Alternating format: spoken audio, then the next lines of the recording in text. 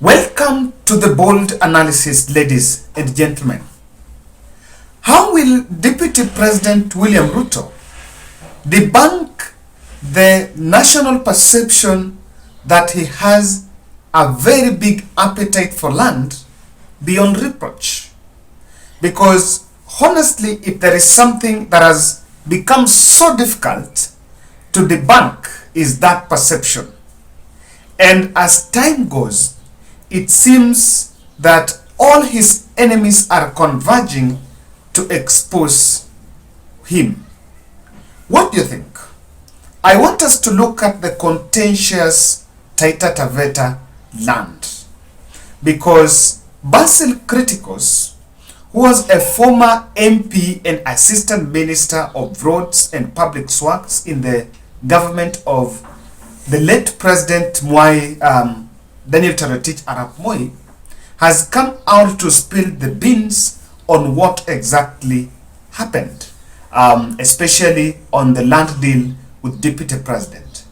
Because in the campaign trail, if there is something that has been successfully used against the Deputy President, is a perception that he grabbed the public land for private benefit, and this has so much been put in context on the coastal land issue. Raila Odinga seems to be giving a solution to the coastal land issue by appointing Hassan Joho. On the other side, Deputy President William Ruto is also focusing on Amason Kingi, who, according to me, has actually taken a backseat from the Kenya Kwanza campaigns, I don't know for whatever reason, also to solve the issue. Is the coastal voter, or let me be specific, in Taita Taveta, do you think that the land issue will be contentious enough to tilt votes in favor of a specific candidate?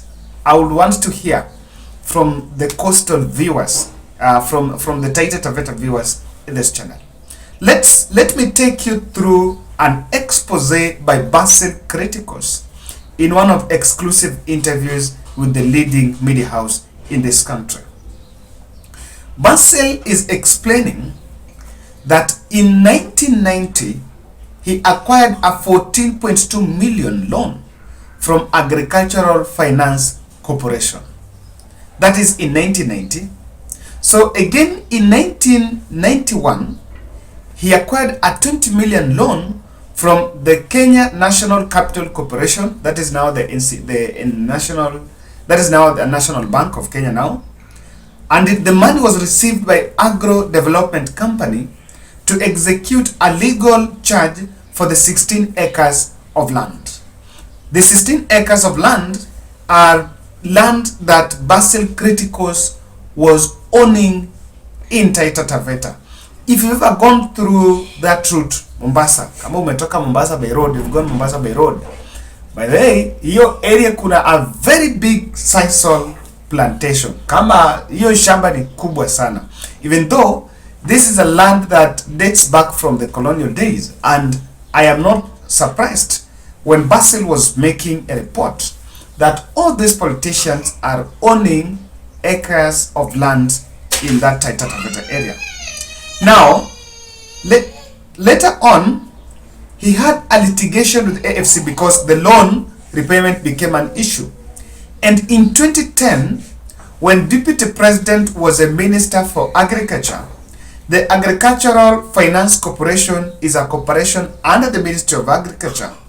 He used his influence to make sure that the AFC, because the AFC Bank had sued Basil Criticos over default of payment of that loan, so he made sure William Ruto used his influence as a Minister of Agriculture for the AFC to withdraw the case, that the litigation case that they had filed against Basil Criticos.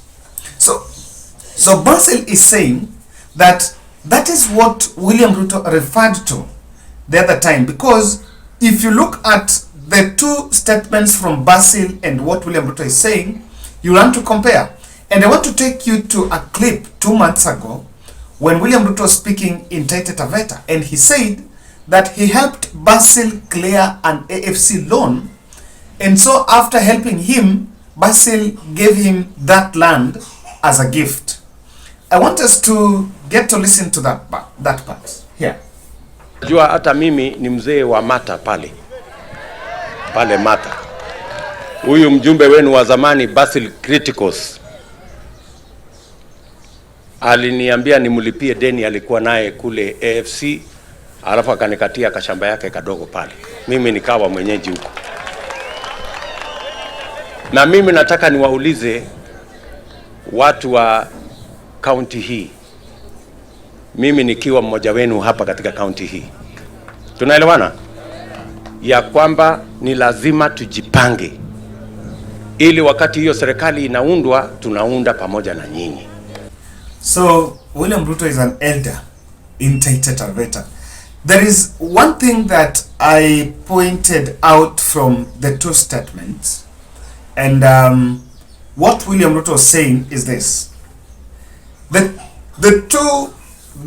loan that Basil had from AFC was 14.5 million. Then the number of acres that William Ruto bought from Basil from the same land was 2.5 million, 2.5 acres of land. So if the loan was 14 million, let's say it appreciated, do you think that repayment of that loan was sufficient enough for him to be given that land? Because now that is a deal that happened in 2017. 10 years later, in 2017, when William Ruto was a deputy president. And according to the sound, or rather the tone of the statement from Basil, he seems to be a man that is complaining, or he seems to be a man that is better. However, I want to explain for you in details why these revelations are coming, because they're coming at a critical time where deputy president is going for the highest office in land. Ladies and gentlemen, kindly subscribe to our channel, click the notification bell, and like our video. Thank you very much for those of us that are still supporting, and we are supporting Sarah. We have a 21 days challenge to make sure that Sarah Atieno Onyango, who is one of our subscribers here, suffering acute leukemia, kindly now still locked in Kenyatta Hospital because of the bill that had inflated up to 1 million. She was going through chemo, and she's through with that. Actually, Sarah is a bit stable now, but we're now doing a challenge of just at least 20 shillings. We are targeting 20,000 people, to not 20,000 people at least give 50 shillings. And we believe that by that, my dream is at the end of this campaign, we will be able to write a 1 million check for Sarah so that she can be released from the hospital. My number is there, 0710 62 78 89. It will show Kevin Udwar Olo. Then you can also read directly to Sarah. Her number is 07 16 357 356. Her name will appear Sarah Atieno Onyango. And thank you very much for supporting. Thank you. Now, there is a threat from Raila Odinga to repossess the grabbed land. I want to say that repossessing the grabbed land, for me, if it is something that is to be executed by the next regime, then for it to be successful, it cannot start with the big boys. It must start with irregular land grabbers. And the truth of the matter here is, William Ruto might be perceived as the only person, but he's just leading in the pack.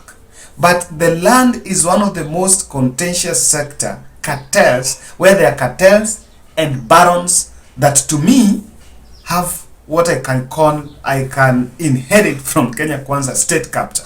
It's not even state capture, there is land capture, because there are many people that have appetite for idle land. So the statement by Raila, it seems to be already invoking this. And you know, this is politics. Why do you think it's coming now? That is a question you need to ask yourself. You will see a scheme by deep state to interrogate the land issues around deputy president with a very well orchestrated goal to expose his land deals. And exposing his land deal will then propagate or help propel the political narrative that he's a land grabber, because this is something that is happening. Now today Basil is talking in Taita Taveta. There is Muteshi's family might come up the next day and start speaking. You never know, 2 days to the election, someone might again speak. I saw an article in Daily Nation by Chesire's family, Ruben Chesire's family, who was saying that Deputy President slapped their Ruben Chesire some time back in State House in 2002 during the transition elections between Mwai Kibaki and Daniel Toroitich arap Moi. So these are also deep state schemes to make sure, because this is coming out, they're getting airtime and they're being published in the leading newspapers in this country. You can see that, of course, there is a goal at the end of it. But even though you can see the hand of deep state, the deal, to me, the deals are very dubious. And because the deals are dubious, they are shrouded in some, you know, some smokes. There's some smoke shrouded in some sort of mistrust, and it's not a deal that someone will depend on. I see some of the cartels in that sector coming out at this time because they want political protection, or rather they want to attract interest. If someone can come out and say that I have 14,000 acres of land, I have sold 2.5 to Deputy President William Ruto, then Raila Odinga on the other side is saying I'm going to repossess. One thing I see is he's just trying to open avenues for negotiations, because I am not saying that Raila will then say give me this land so that I leave. That's not what I mean. But I think when you come out and say this is there, you're also telling potential barons in the land sector that also have that appetite to come for you. So I see this as a strategy to look for political protection and look for political interest for people who can, because there are people who might be interested in that, and because they have proximity to the power, the shackles of power, they can manipulate their way and things can be overturned. Corruption is fighting back, and it always fights back. Ladies and gentlemen, that's my take on the Basil Criticos expose on what exactly happened between him and Deputy President. It is not a gift, as Deputy President said. That is number one. Number two, you could also question between 2010 and 2017. What happened is this, there was some question because the government, according to I think the lease enactment law, is that it was supposed to expire after 99 years. So honestly, let me ask, someone has been owning that land for 99 years. No, it's a colonial land. And the government was very hell-bent on renewing it. So one thing that happened, Deputy President might have facilitated that renewal. Then after facilitating the renewal, then he processed for him to buy part of that land. One thing I can bet is that it might be more than what the papers are covering. There is a big gap between what the common man can read or what the common man can see and what exactly is happening behind the scenes.